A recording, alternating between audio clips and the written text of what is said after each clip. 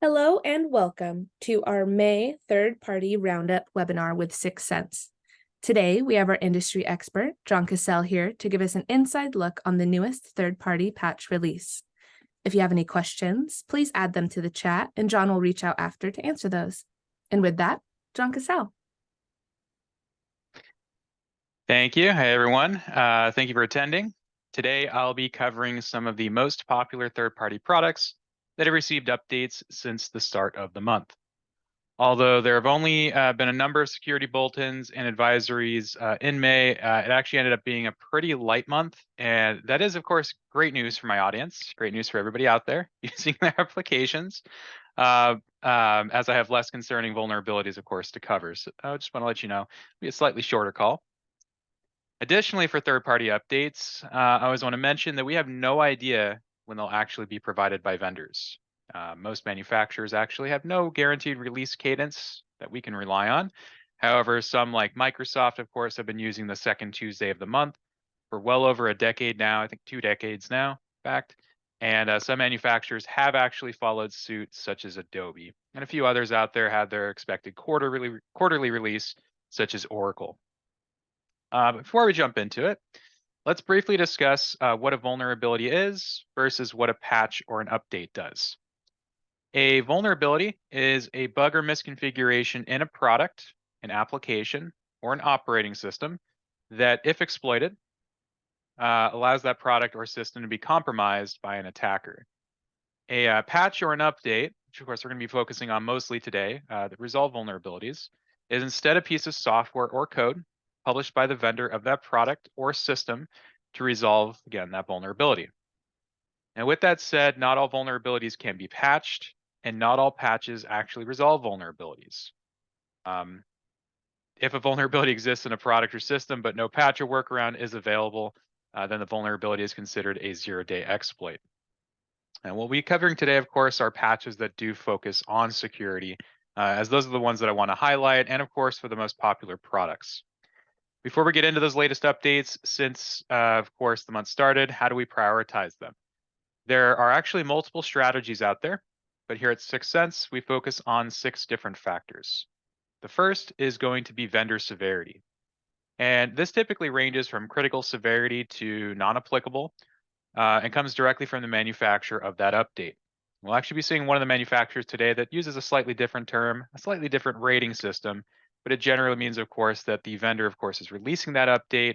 What do they want to stamp with it in terms of what they recommend? It is always important to check the vendor severity of any updates. However, also bear in mind that it can clearly be a biased rating. Many third-party updates don't receive severities from their manufacturers, as it would highlight, of course, that product or application in a negative light. They typically will come along with an additional priority or severity if something has been disclosed and the industry is discussing it or talking about that vulnerability since it has been tagged. To combat this, we instead prioritize the industry severity more, such as the CVSS or Common Vulnerability Scoring System score, calculated by an independent organization. And this score ranges from 0 to 10, with 10 being the most severe and critical.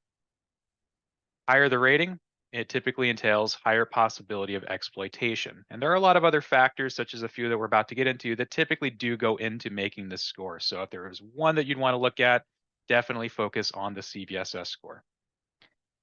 Then we deal with the state of the vulnerability, such as weaponization.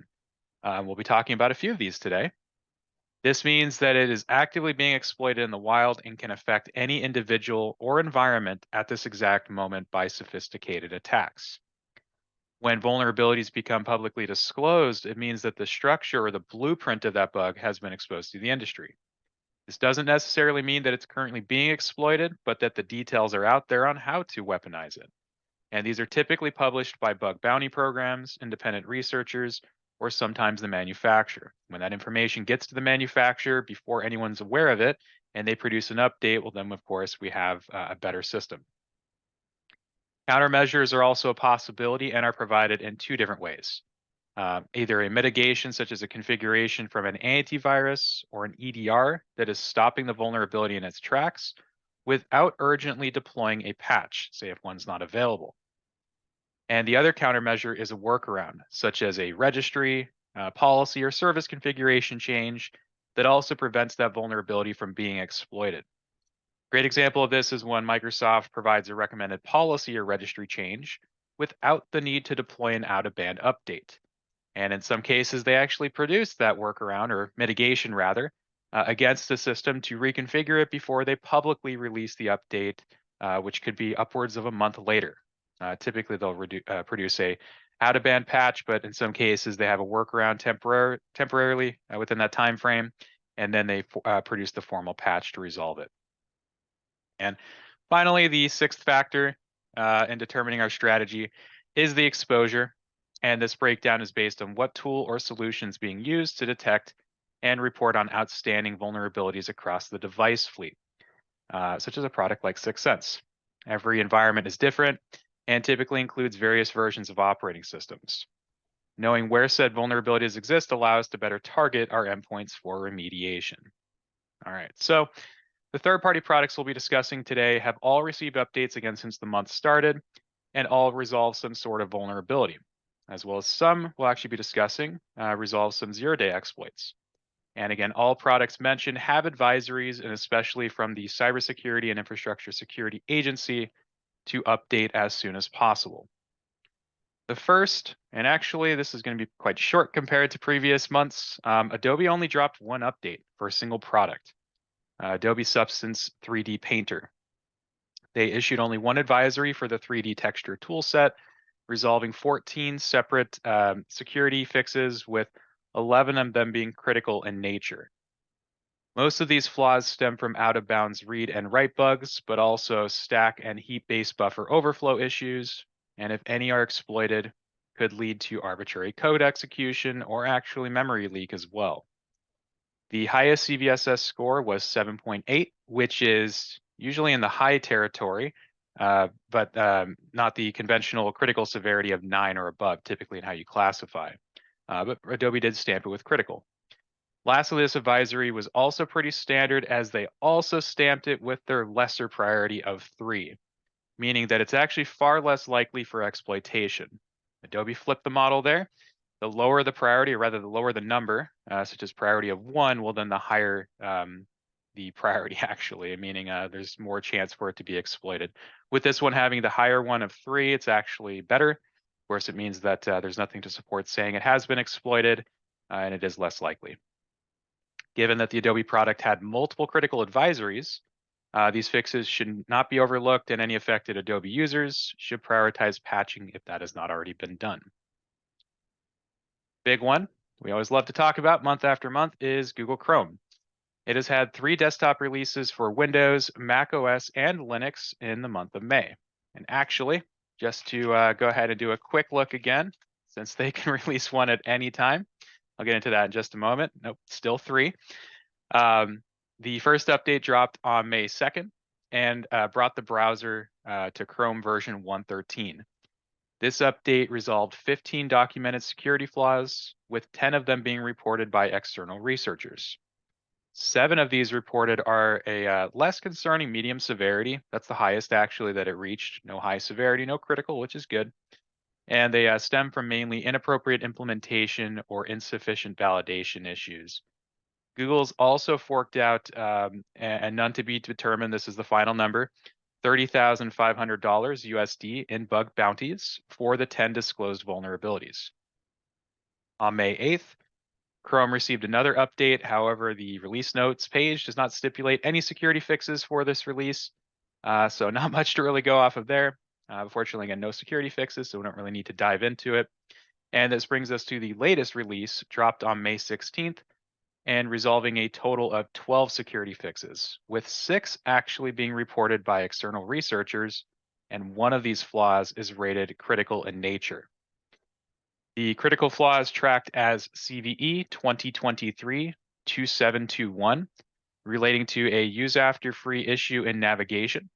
It was reported by Alpha Lab, and so far they have not actually, Google has not actually finalized the bug bounty figure just yet for that one. Of the 5 other fixes, 4 are rated high severity and include use after free issues plus a type confusion bug in the V8 JavaScript engine. For the May 16th release, Google has paid out $11,500 USD so far, as 2 of the bug bounties have yet to be paid, including the critical. For anyone that made last month's webcast, which we did a little early on April 18th, I did want to note that another Chrome update did drop actually later that day. So as I was checking real quick before we went through the updates, as of course it's always possible that something comes out literally minutes after this presentation. To briefly note, however, it was actually Chrome's second 0 day for 2023. This is due to CVE 2023 2136 being exploited in the wild. Looking back, in 2021, Chrome had 16 0-day exploits. Last year, 2022, there were 9. And actually, still, I would say that this year is looking significantly healthier. As we go month by month, of course, some additional 0 days come out. It's great that we're actually almost midway through the year and we're not actually seeing anywhere as much as previous years. However, of course, all updates should be, of course, prioritized, even if something's been disclosed or not. I'd strongly recommend to any users to make sure that Chrome is updated as soon as possible, given that if you haven't actually been updated since well before April, you have a 0 day outstanding, make sure you patch that as soon as possible. But then, of course, the May 16th release of this month, including a number of high severity fixes and as well that critical. I do always want to mention that Chrome is by far the most popular web browser out there, and it makes it a malicious attacker's preferred target. Regarding updating Chrome, as always, the browser should auto-update for any consumers, typically. As soon as you close it, open it back up, it will update. But administrators, do be sure to double check and update accordingly, especially in situations where end users don't have administrative rights to their devices. Following suit, any vulnerabilities resolved in Chrome will affect other Chromium-based browsers, such as the increasingly popular Microsoft Edge. Edge receives updates quite often. There are a number of them that will typically drop month after month. Most don't have additional details really on their notes, release notes page to really dive into, but they actually received 7 updates since the month started. The May 4th update of Edge fixed various bugs and performance issues for extended stable release users. However, the May 5th release included a number of enhancements, new policies, and as well security fixes. So a big release. Edge now has the capability to scan archives for any malwares using Microsoft Defender Smart Screen. That's the way it was written on their website, and is available on Windows only today.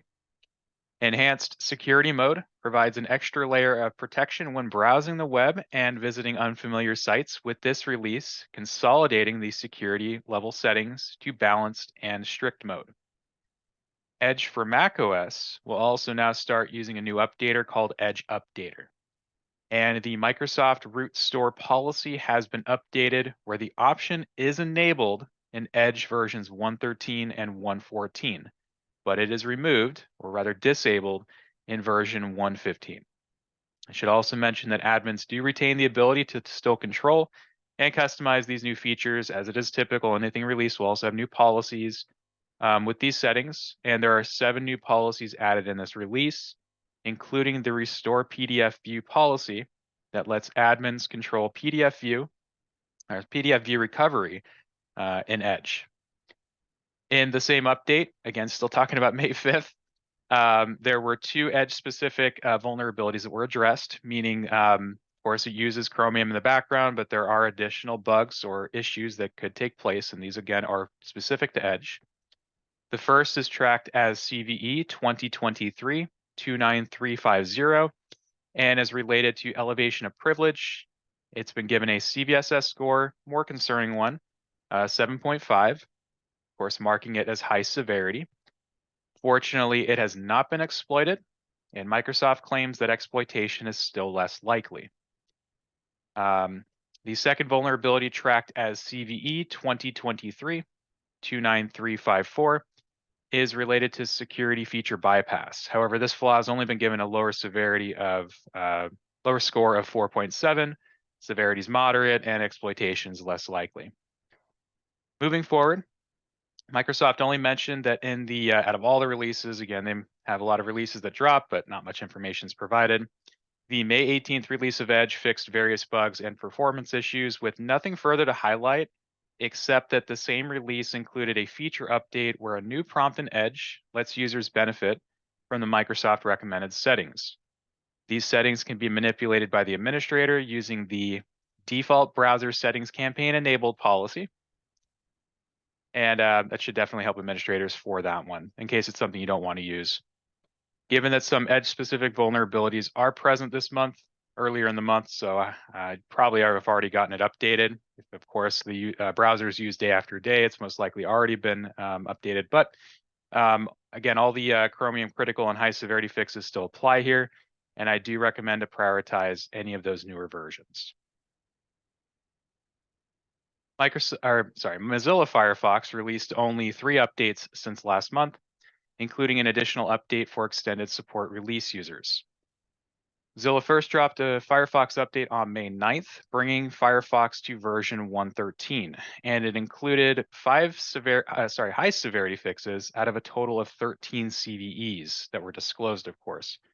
This version also added a number of improvements, such as enhanced picture-in-picture, improves address bar search, high protection for private windows, a redesigned accessibility engine, and passwords automatically generated by Firefox.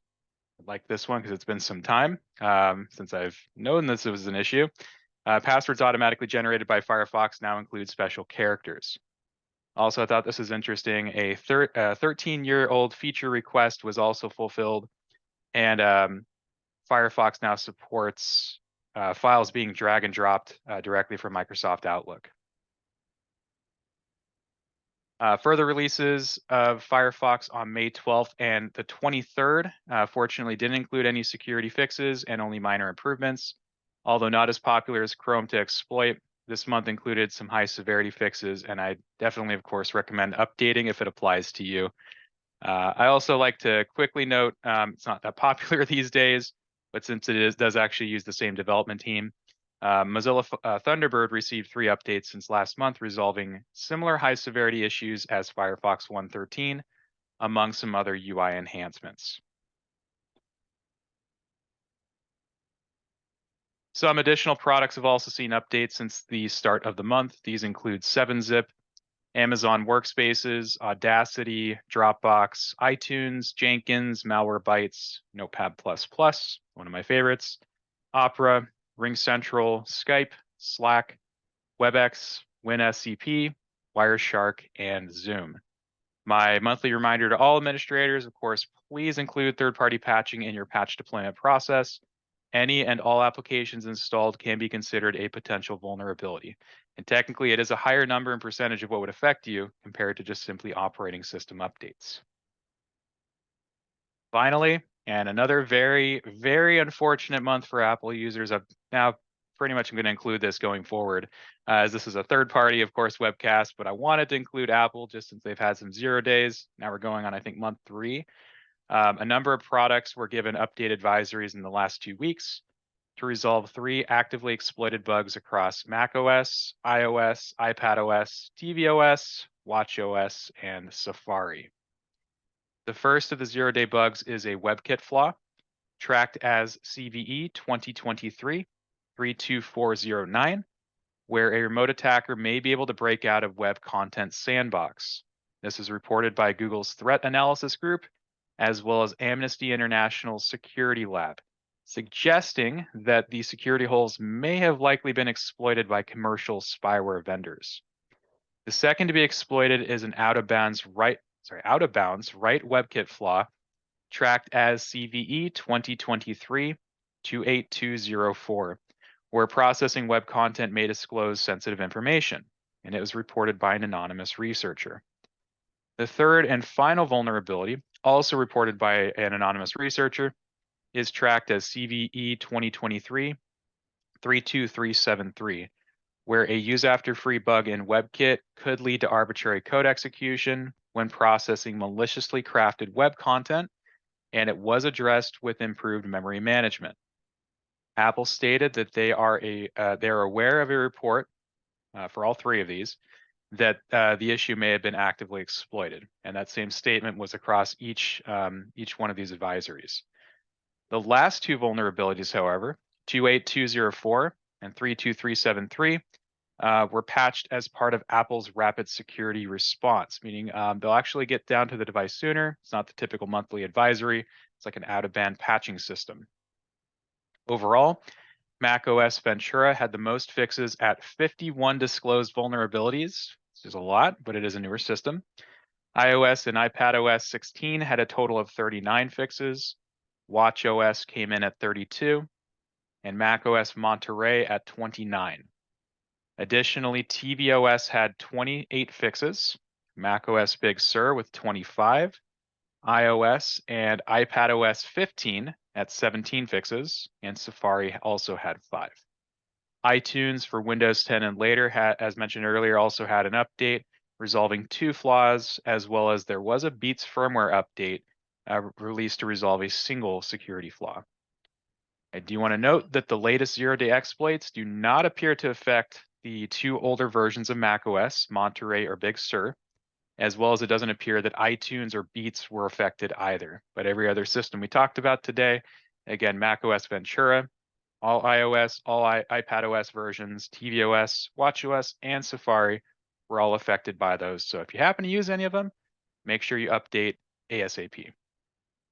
And I know that Apple, again, doesn't really count as a third-party product, but I wanted to cover it on this webcast, again, for the 4th month, actually. It looks like, to inform my audience, since the, of course, additional advisory addresses zero-day vulnerabilities. And of course, for any other third-party products on Apple devices, be sure to update, or rather check your App Store and update accordingly. I hope that this has been informative and useful to everyone. And if you enjoy the form of this webcast or not, please contact and let us know. If you'd like to see more products discussed on this also, I'm definitely open to adding some more products out there. If you have any further questions, concerns, or suggestions for improvement, we would again love to hear it. Thanks for your time and happy patching.